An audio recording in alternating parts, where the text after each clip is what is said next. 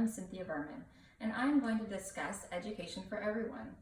As a parent, student, and even a teacher, the same question arises all over the globe. What are we doing with children these days to help them love learning and also help encompass children who have special needs, learning disabilities, and chronic health problems that inhibit their ability to go to school every day? As our family grew, we discovered that we had almost all of these situations within our family, within our 9 children. In this picture, we were missing one daughter who had been in the hospital for 6 weeks. She missed her brother's wedding, and then her grandfather's funeral.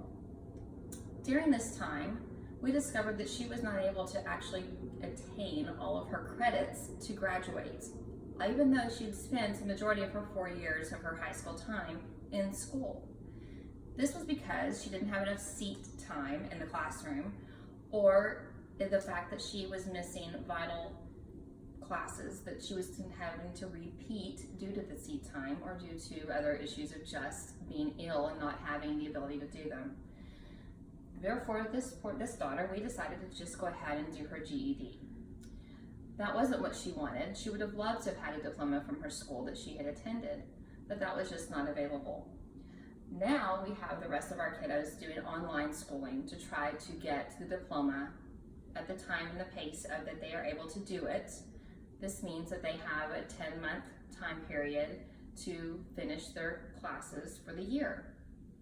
This is also an accredited school. It is also a costly option.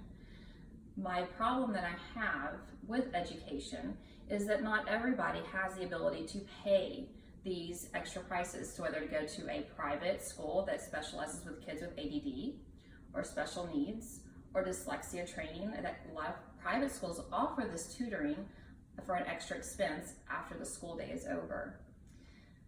That is just it's not a fair situation. As though life isn't fair, these kiddos are living longer lives with chronic illness, and the learning disabilities are now understood that they are not troubled children. They are children that can actually learn just with special ways.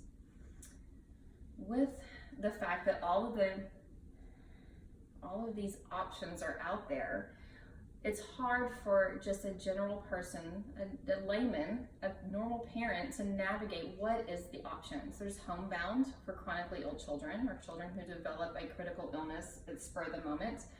Homebound options are great, but you can't actually graduate with your diploma, whether it be from a public school. They does not allow you to get all the credits. You have homeschool options. Well, that means that the parent needs to be able to stay home, or you're able to pay the fees to the online schools or tutors to come in and go to classes, or however that works for you, and that isn't always a good option. There's also ways to earn credits through like a TCC for students who don't meet the regular ways of learning, whether it be because they want to accelerate and go fast, or that they are just ready to just move on, and this high school environment wasn't for them. So, and all this to say, what is a parent to do? How do we handle this? There's not a good solution. It's not an easy solution, but is it something that needs to be discussed as a society as a whole? Normal, everyday public schools and even private schools are having the same problem. Children are not being able to learn in the average classroom environment, and kids are falling through the cracks, whether it be due to health, poverty. Everyone loves to learn, and that's a good place to start. It's a place that we've loved since we were born. We've learned, but you can't stop learning. Whether you are just learning you learn to breathe, you learn to eat, you learn to walk, you learn to crawl. And as a toddler, you learn to love to dig in the dirt. The love of learning needs to be something that is nurtured your whole life. We're also learning that kids aren't knowing how life skills, sewing, planting, general housekeeping, whether it be fixing general things around your home. These life skills kids are not growing up with anymore. And that's becoming a problem that we're seeing as kids age into this new world of and they don't even know what a checkbook is, and balancing, and there's just so many issues. Trade schools versus universities. Trade schools are great for after they finish their educational, especially their 12 years of education. Trade schools are great, and those universities are great, but everybody needs to understand that they don't fit a mold. Trade schools are very important for many reasons. We need carpenters, plumbers, and electricians, and those schools usually don't cost near what a university would cost. You come out with a lot less debt, and universities, sometimes you do need a university degree if you're going to be a nurse, a doctor, a lawyer, and such. So all that to say, to wrap it up, is there a great solution or an easy solution? No.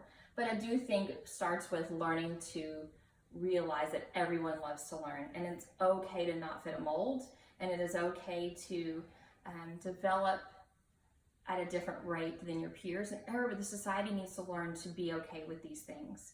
That everybody will, if the love of learning is there and established, everyone will get to where they need to be. Expectations need to be there, of course, and socialization is very important.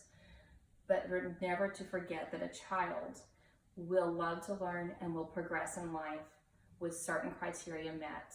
And society does not need to always depict, but we need to remember that as a society, we need to embrace. Thank you.